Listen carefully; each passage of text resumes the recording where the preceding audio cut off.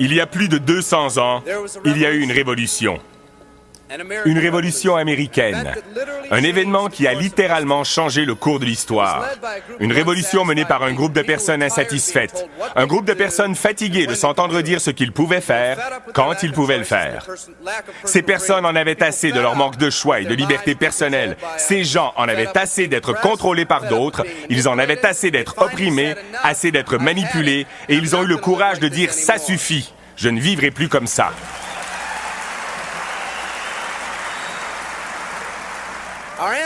Nos ancêtres étaient des personnes qui ont pris l'entière responsabilité de ce qui pouvait leur arriver. C'est cet esprit qui a enflammé le pays et formé ce qui est maintenant un géant dans le monde libre. Laissez-moi vous poser une question. Où est cet état d'esprit aujourd'hui? Le temps est venu pour une autre révolution. Laissez-moi vous expliquer pourquoi l'une des lois de l'univers s'appelle la loi de l'utilisation. Elle dit simplement que vous perdez tout ce que vous n'utilisez pas. Le manque d'utilisation cause la perte, la dépréciation. La foi inutilisée s'estompe. Si vous n'utilisez pas vos compétences, vous perdez ces compétences. Si vous n'utilisez pas votre liberté, vous perdez votre liberté. La liberté ne vient pas automatiquement. Elle ne se transmet pas de génération en génération comme un héritage, mais elle doit être obtenue chaque jour. Au début du siècle, en 1900, moins de 10% des personnes travaillaient pour le gouvernement ou une tierce personne. Plus de 90% étaient des travailleurs autonomes. Nous étions indépendants. En 1980, seulement 80 ans plus tard, plus de 90% d'entre nous travaillaient pour une tierce personne ou le gouvernement et moins de 10% d'entre nous étaient autonomes. Nous avons évolué de l'indépendance vers la dépendance. Des personnes qui ont pris l'entière responsabilité de tout ce qui leur arrivait vers des personnes qui deviennent talentueuses et expertes dans l'art de blâmer les autres pour leurs problèmes.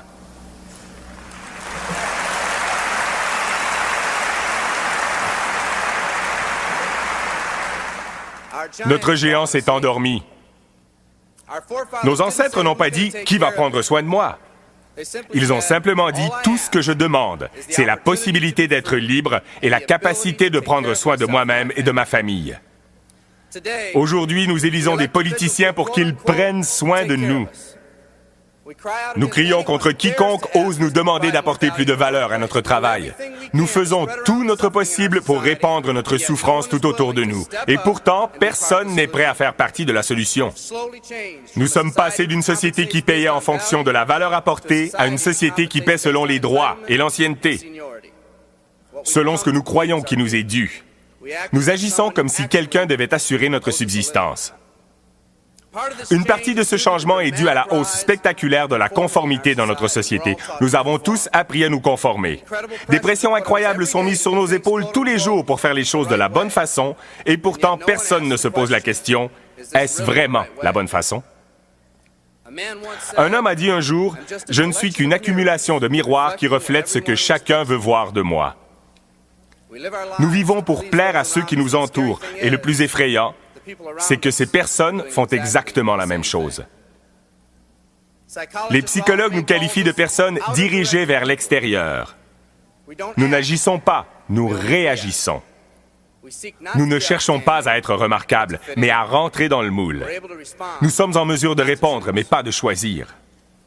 C'est peut-être la raison pour laquelle un homme sage a dit « La majorité des hommes mènent une vie de tranquille désespoir. » Pour changer, nous devons nous concentrer vers l'intérieur.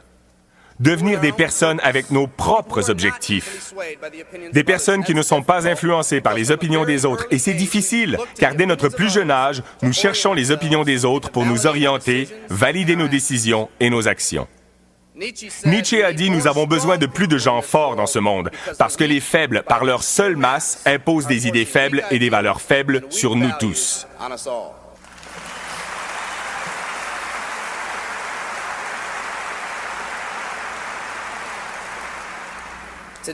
Les changements sociaux et économiques d'aujourd'hui réveillent ce géant endormi. Certaines personnes peuvent ne pas être encore prêtes pour le changement qui se passe aujourd'hui. Peu importe qu'elles soient prêtes ou non. Un vieux proverbe dit « Si vous voulez que vos rêves deviennent réalité, vous devez d'abord vous réveiller. »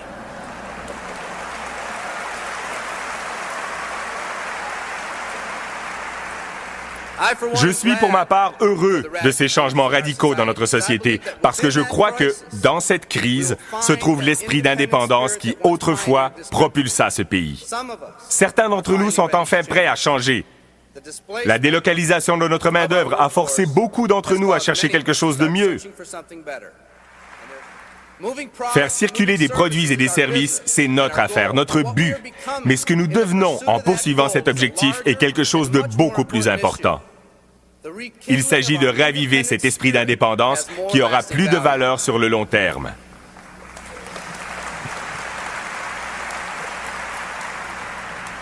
Il n'y a pas plus noble entreprise que l'entreprise qui encourage le développement des personnes. Chaque organisme vivant a une seule obligation dans la vie, réaliser la pleine mesure de ses possibilités. Les glands deviennent des chênes et les chiots des chiens. C'est tout ce qu'on leur demande. En tant qu'être humain, accomplir notre mission est beaucoup plus difficile. Contrairement à toute autre créature vivante sur cette planète, vous avez le choix. Vous n'allez pas pousser comme un arbre. Vous allez vous développer de la façon dont vous décidez et choisissez de croître. Quand une personne choisit de vivre, deux choses se produisent. Premièrement, accepter la responsabilité de sa vie prend une toute nouvelle signification. Accepter la responsabilité n'est pas quelque chose d'imposé, mais quelque chose qu'ils ont choisi. La deuxième chose qui se passe est que la discipline imposée est remplacée par l'autodiscipline. Ils acceptent cette discipline non pas parce qu'elle est imposée, mais parce qu'ils ont eux-mêmes choisi ce qu'ils veulent faire de leur vie. Tout comme lorsque les hommes et les femmes, privés de leurs droits il y a plus de 200 ans, en ont eu assez et ils ont dit qu'ils n'allaient plus vivre comme ça un jour de plus. Une autre révolution est en marche. Elle ne vient pas seulement des Américains, mais de personnes du monde entier.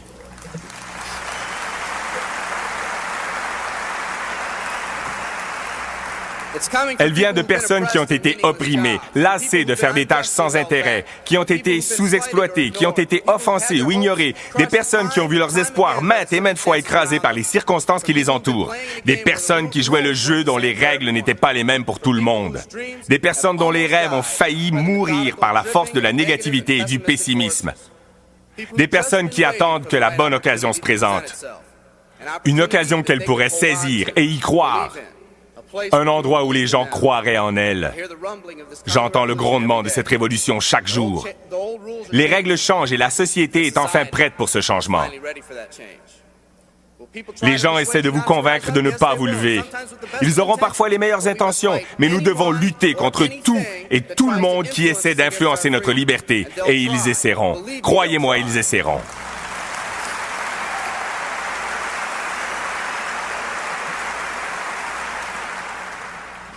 Ils vont essayer de vous proposer leur route, de vous décourager, de vous distraire.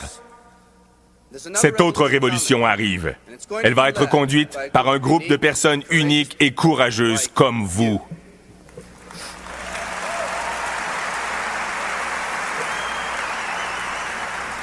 Des personnes qui en ont assez de leur quotidien, des personnes qui veulent atteindre le sommet de la montagne. Et si quelqu'un vous dit que vous ne pouvez pas monter cette montagne, que vous n'avez pas d'expérience, dites-leur « Je vais au sommet ».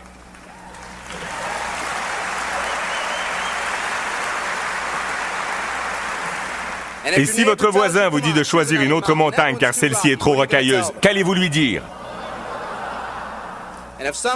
Si quelqu'un vous dit qu'elle est trop raide, qu'allez-vous lui dire?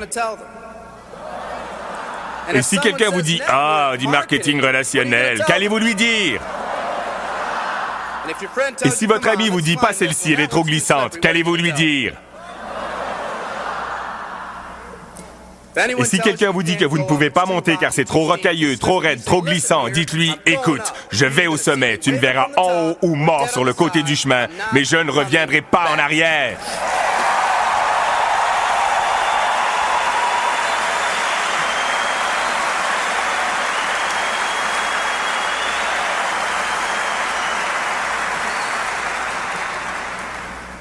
Cette attitude de faire ou mourir entraîne quelque chose.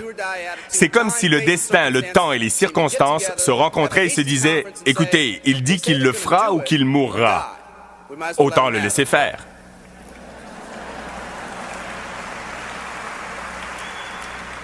Les personnes dans cette salle sont spéciales. Vous êtes spéciaux parce que vous avez déjà ravivé cet esprit d'indépendance. Vous avez déjà dit que vous ne subirez plus les pressions négatives autour de vous. Vous avez dit « assez, je ne veux plus vivre comme ça ». Vous êtes les personnes qui veulent créer de grands objectifs et des aspirations pour vous et vos familles.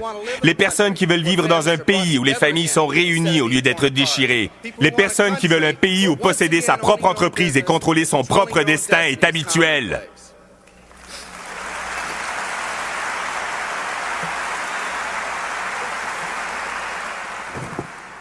Vous êtes les personnes qui veulent un pays où chaque homme, chaque femme et chaque enfant est traité avec le même respect et la même dignité.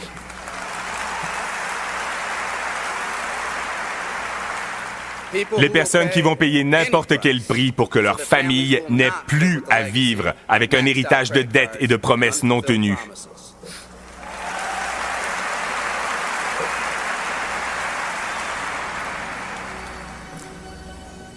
Aujourd'hui, nous sommes à la genèse d'une nouvelle révolution que des personnes comme vous et moi allons conduire.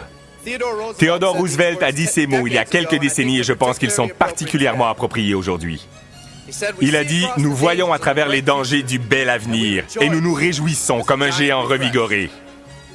Les grandes victoires doivent encore être gagnées. Les plus grandes choses sont encore à faire. » J'ai rêvé d'une entreprise qui pourrait nous donner la possibilité d'atteindre ses rêves en nous permettant tous de remplir notre propre potentiel. Je vous aime tous. Merci beaucoup.